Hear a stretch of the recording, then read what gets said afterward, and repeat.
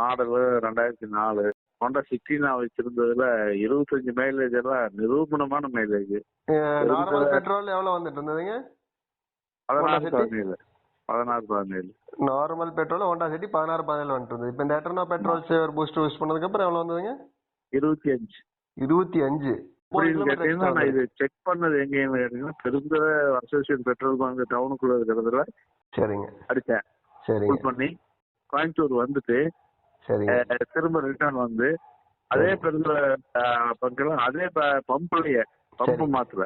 சரிங்க சரிங்க. பொல்யூஷன் கம்மியா வந்ததுன்னு சொன்னீங்க. நீங்க பொல்யூஷன் செக்கும் பண்ணீங்களா ஹோண்டா சிட்டி?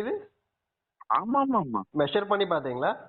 எல்லாமே மெஷர் பண்ணிட்டேன். அது 2 தடவை நான் பொல்யூஷன் போட்டேன். பெட்ரோல் சேல் போட்டதுக்கு அப்புறங்க பொல்யூஷன்.